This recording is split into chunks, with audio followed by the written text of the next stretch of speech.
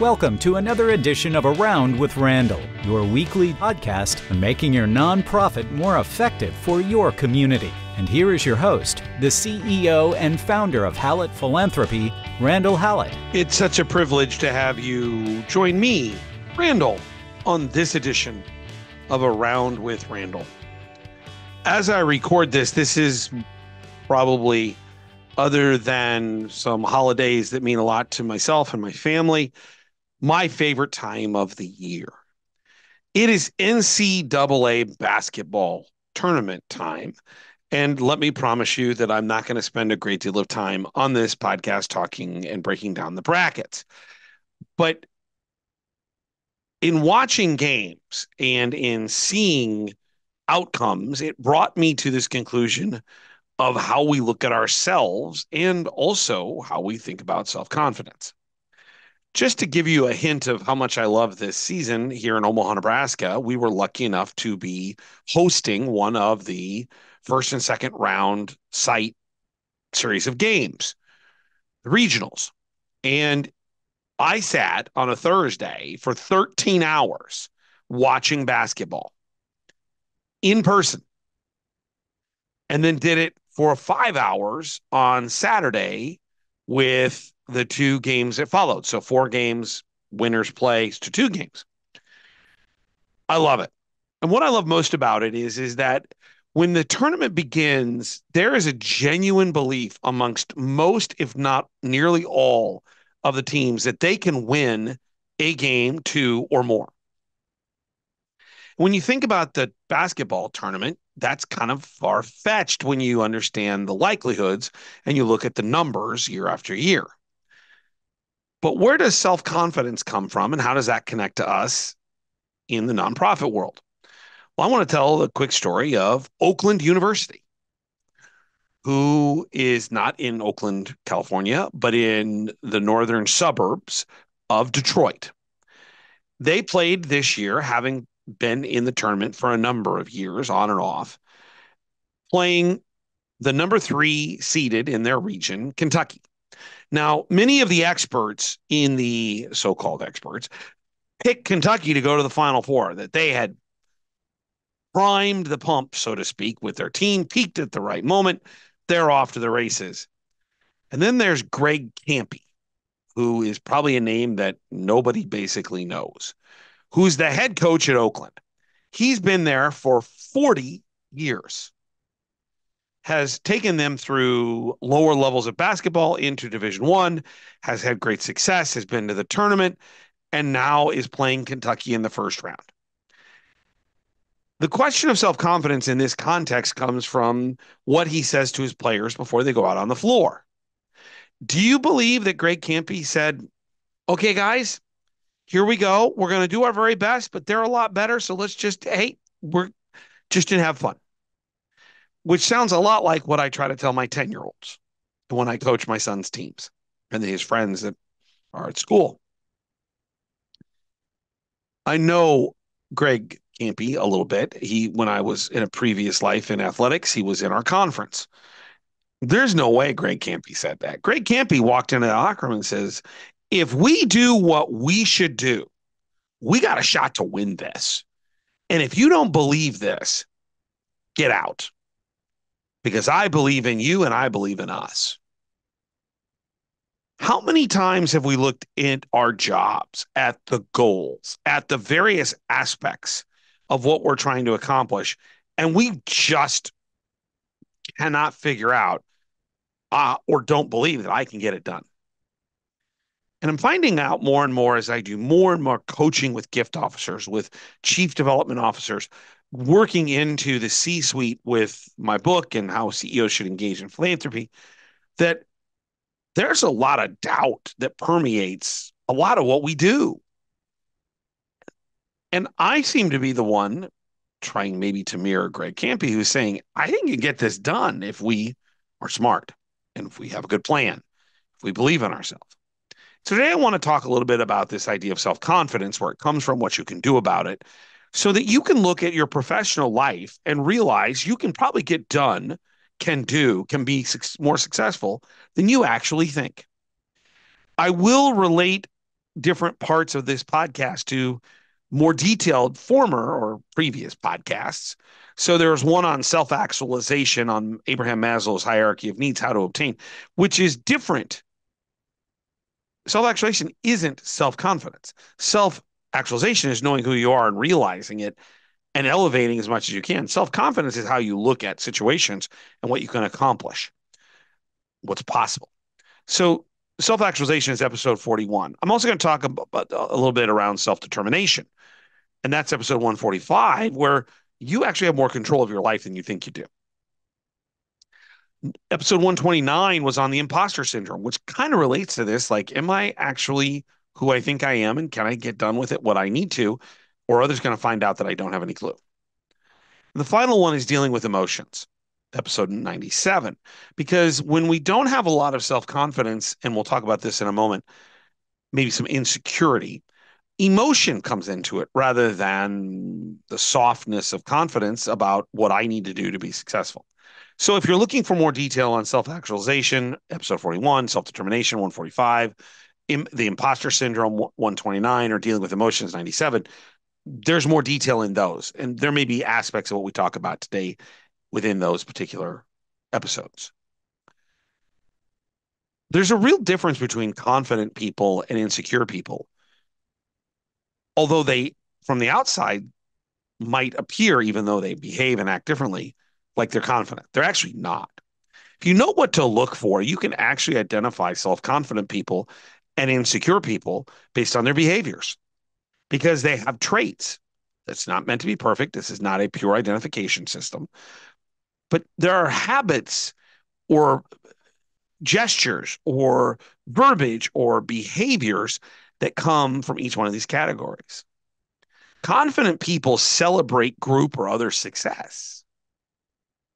Confident people are open-minded and optimistic. They're looking at the world through a more positive lens, and they're willing to consider how things get done in a way that's maybe different or opportune to what they need to accomplish. Self-confident people laugh at themselves. I'm accused of being self-deprecating too often. I don't like the attention, although I do this podcast, speak nationally, internationally, at all kinds of conferences. But at the end of the day, I'm self-deprecating because I like attention. Self-confident people laugh at themselves, particularly when they make mistakes. They're decisive, they admit their mistakes, and they accept responsibility. I think those come more naturally when you look at them in terms of identification. It's the insecure people that I'm always mystified by because there is an external shell of what they think of as pseudo-confident. And I don't believe it actually is. I think it's actually really illuminating their insecurity.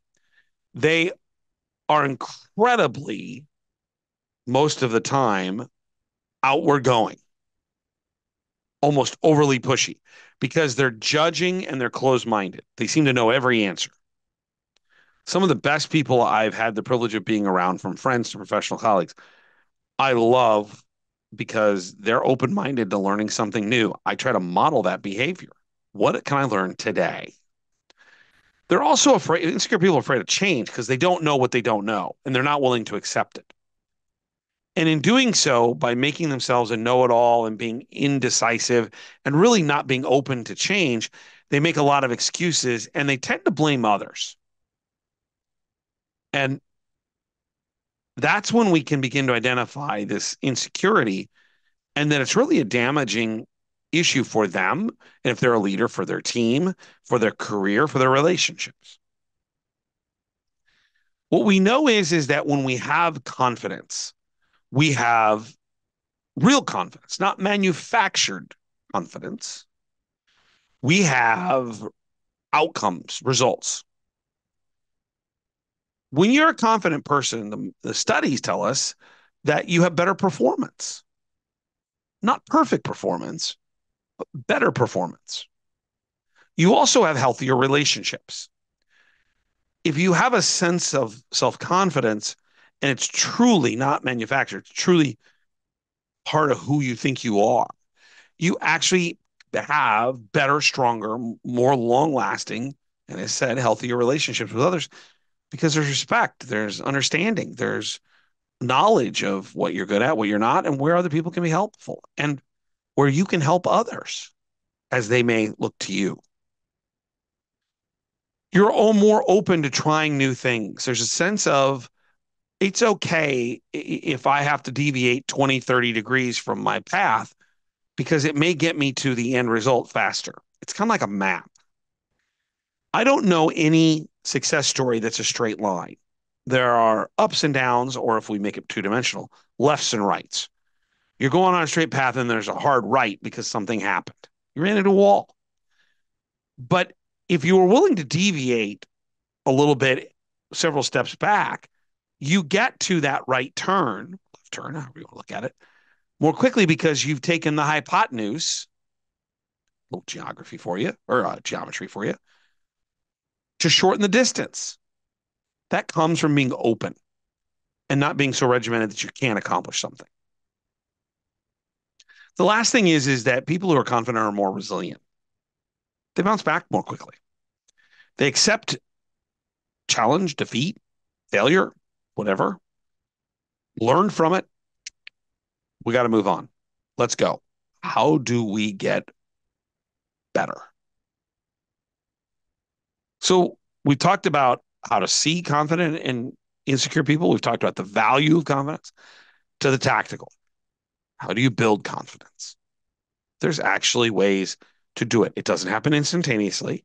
It takes time, a lot of self-reflection, a lot of communication, and a lot of realization. So let's start at the top. 7 things to think about building your confidence. And we'll begin to relate this now into the nonprofit world, the work we do every day. The first is look at what you've achieved. I have a lot of friends that are looking for jobs.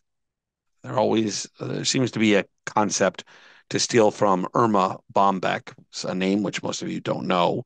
The grass is always greener on the other side of the septic tank. She was a writer and a commentator of life, many decades ago, and I love her work, still do. She wrote a book called Life Isn't Always Greener on the Other Side of the Septic Tank. And the premise is it's not always better over there as it is here. But a lot of people looking for jobs right now. And it's interesting because they all or most seem to be honing in on the negative parts of their job. And I'm like, or their results or successes or lack thereof. And I'm like, look at what you've accomplished. You did A, B, C, and D. If you're honest with yourself, you can see a lot of positives even when things don't go perfectly. And we tend to only see the end result, which is a binary choice too often of failure or success. But yet there were many successes along the whole way. What did we learn from it? It reminds me of the show How I Met Your Mother and Barney, where he gives himself a self-high five. Well, in some ways, that's really what we need to do more of. It's not meant to jade and or shade the problems or the challenges or where failure existed. But there are always good things we learn as we go. And if you're in a job and you have a goal, let's say as a gift officer, what did you do last year?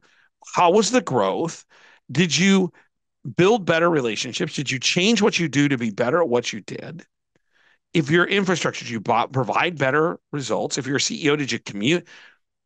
It wasn't meant to be perfected, but there's positives that come from the work we do.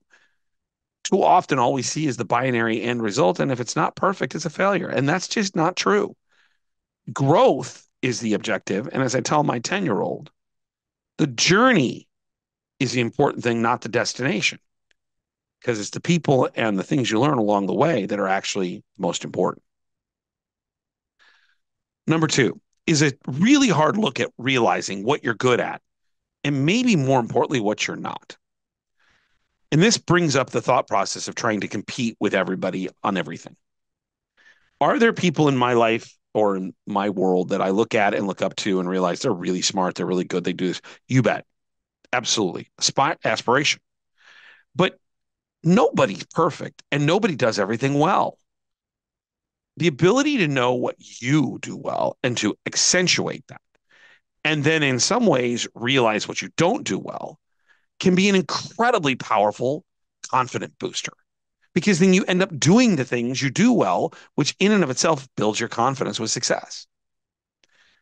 A basketball team, to go back to my NCAA experiences of the last week or so, or a little more, and love of the game, not everybody's a scorer. And I'm having this conversation with my 10-year-old son. He's really bright. He is a remarkable intellectual basketball player, but he's not a scorer. He's the best rebounder. He makes the best decisions taking the ball out of bounds. He's the hustle guy. And I'm like, what? But I didn't score all the points. Well, you weren't supposed to. But look at all the things you did as a leader that nobody else wanted to do that made the team better. And he began to embrace those things. The team got better. The same is true of our professional lives. What do you do well? What is it that you can work on to do more of so that you're really good at it? And in the spare time, work on the things that you may be deficit with, which brings us to our third point. In those deficits, in those things that maybe we don't quite have the strength of, can you find partners to help elevate you? There's two kind of sub points here. Number one, can you find people who are honest with you, but not harsh? Positively constructive criticism. Or, I do this really well. You do this really well. Why don't we work together and we'll elevate together? If you can concentrate back to what we were just saying about what you're good at, and you can find other people that really elevate, compliment you, what you get is a better result and build confidence. This is the essence of my marriage. There are one or two things that I'm really good at. And I happened to trick a girl into marrying me just short of 25 years ago who doesn't do these things very well. But man, she does everything else brilliantly. We are a team partnership. We elevate each other. And that's inside of a very interpersonal relationship. The same is true in an office. And let me give you another example. I had a client who finally realized that she, or the person in the client's office, she wasn't a very good asker. She just didn't want to do it. But she's one of the best relationship people I've ever seen at a young age. So what we did was, when she finally admitted it and said, I'm not very good at this and I really don't want to do it, we positioned her in stewardship where she's just killing it. She's setting up more gifts based on the fact she was able to realize that she loves this work and she's really confident in it. Do what you're good at. Find other people to elevate you. Number 4, set realistic goals. I have a client who I'm having really kind of interesting discussions with, where leadership thinks that the first year gift officer should raise $3 million a year. I'm like, that's just not realistic. And these are really high quality fundraisers. What it's doing is destroying their confidence, because they're looking up at people that they think they should believe in. And all of a sudden, well, I'm doing something wrong. And I'm like, no. And so I'm actually becoming kind of a psychoanalyst at a very amateur, inappropriate level to say, no, you're really good at this. I'm going to keep talking to I can't, at the end of the day, change the dynamics, but possibly I can convey why just going from 0 to 3 million in a year is just not realistic. Realistic goals give you confidence when you reach them.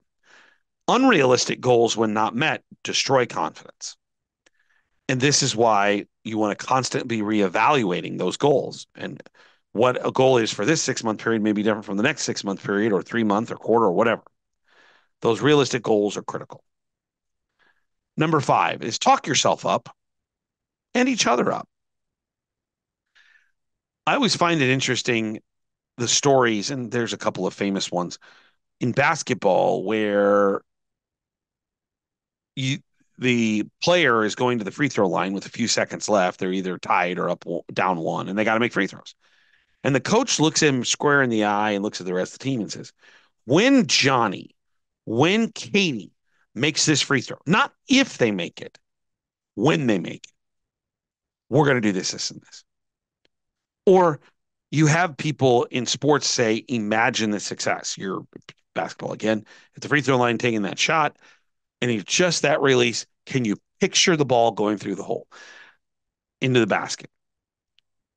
This idea of talking yourself up and being able to look yourself in the mirror and say, I can get this done.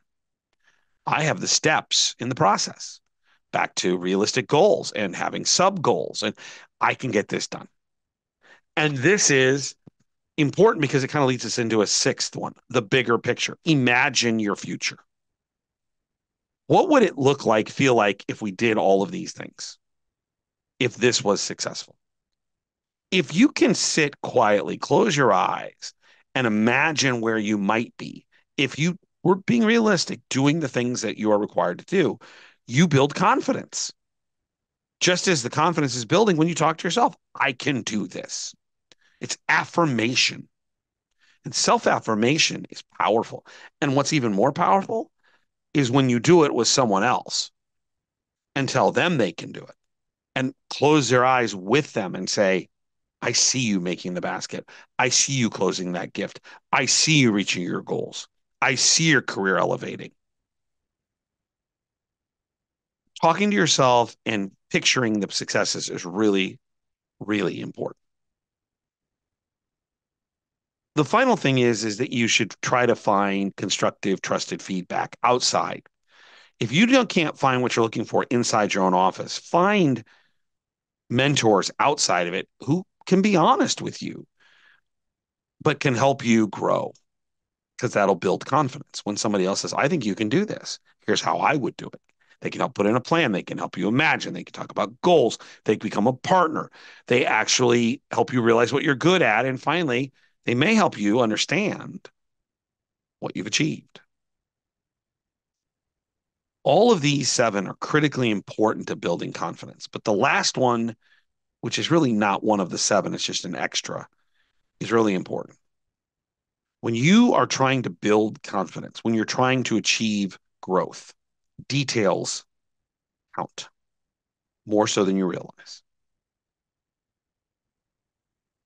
It's the small decisions about end results or big parts of the process that can make all the difference in the world.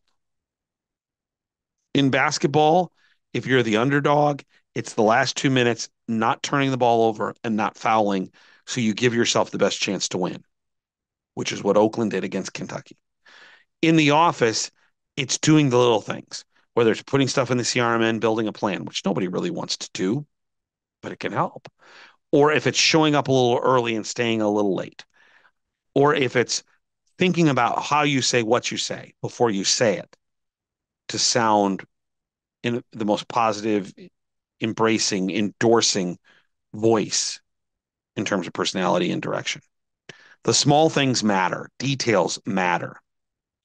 And so as you go through this and you're building confidence, no matter what step of the process, realize that the true honest details can help you in any one of those 7 levels of building your confidence towards your success. And yes, you can get it done.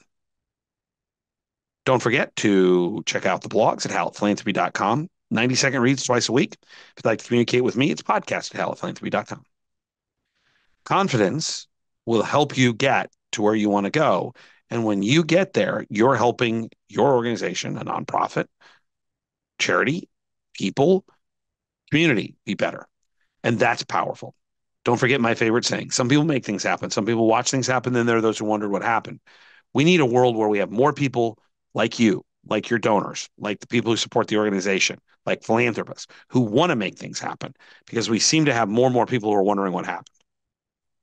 The great thing about philanthropy, it's not about money. It's about love of mankind, love of humankind, the ability to make a difference. And that is what we should spend more time thinking about, talking about, and believing in.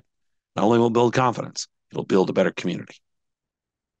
I appreciate your time today, and I look forward to seeing you next time, right back here on the next edition of Around with Randall.